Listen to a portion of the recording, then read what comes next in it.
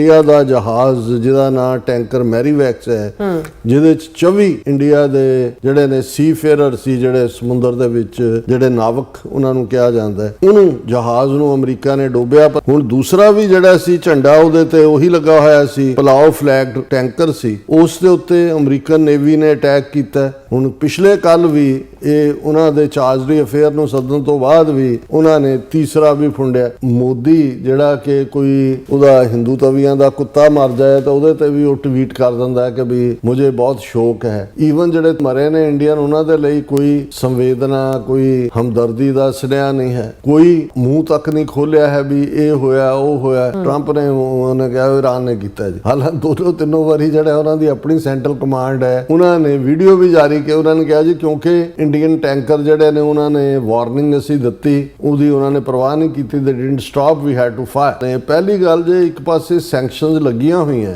ਉਹਨਾਂ ਨੇ ਅਮਰੀਕਾ ਨੇ ਬਲੌਕੇਡ ਕੀਤਾ ਹੋਇਆ ਹੈ ਔਰ ਸਟੇਟ ਆਫ ਹਾਰਮੂਜ਼ ਨੂੰ ਈਰਾਨ ਨੇ ਬਲੌਕ ਕੀਤਾ ਹੋਇਆ ਹੈ, ਤੇ ਇਹ ਕਿਉਂ ਇੰਡੀਅਨ ਜਿਹੜੇ ਸੀਫੇਰਰ ਨੇ ਉਹਨਾਂ ਦੀਆਂ ਜਾਨਾਂ ਖਤਰੇ 'ਚ ਪਾ ਕੇ ਤੇਲ ਕਿੱਧਰ ਨੂੰ ਜਾ ਰਿਹਾ? ਸਾਰਾ ਇੰਡੀਆ ਨੂੰ ਜਾ ਰਿਹਾ ਹੋਣਾ ਝੰਡਾ, ਭਾਵੇਂ ਤੁਸੀਂ ਕਿਸੇ ਮੁਲਕ ਦਾ ਲਾਇਆ ਹੋਇਆ, ਕਿ ਵੀ ਈਰਾਨ ਤਾਂ ਆਪਣਾ ਤੇਲ ਉਹਨੇ ਵੇਚਣਾ। ਜੇ ਕੋਈ ਆ ਕੇ ਲੈ ਜਾਂਦਾ, ਇਹਦਾ ਮਤਲਬ ਹੈ ਕਿ ਵੀ ਇਹ ਪੈਸੇ ਦੇ ਕੇ ਵਾਇਲੇਟ ਵੀ ਕਰ ਰਹੇ ਨੇ। ਇਹੀ ਜੁੱਤੀਆਂ ਜਿਹੜੀਆਂ ਇਹਨਾਂ ਨੇ ਚੀਨ ਤੋਂ ਵੀ ਖਾਧੀਆਂ, ਪਾਕਿਸਤਾਨ ਤੋਂ ਵੀ ਖਾਧੀਆਂ, ਹੁਣ ਅਮਰੀਕਾ ਤੋਂ ਵੀ ਖਾ ਰਹੇ ਨੇ, ਤੇ ਅਲਟੀਮੇਟਲੀ ਖਾਲਿਸਤਾਨ ਵਾਲਿਆਂ ਨੇ ਵੀ ਇਹਨਾਂ ਨੂੰ ਦੇ ਸਿਰ 'ਚ ਏਦਾਂ ਹੀ ਪਟੋਕੀ ਮਾਰਨੀ ਹੈ, ਜਿਸ ਲੈਵਲ ਦਾ ਇਹਨਾਂ ਦਾ ਹਾਲ ਵਾਲ ਹੈ।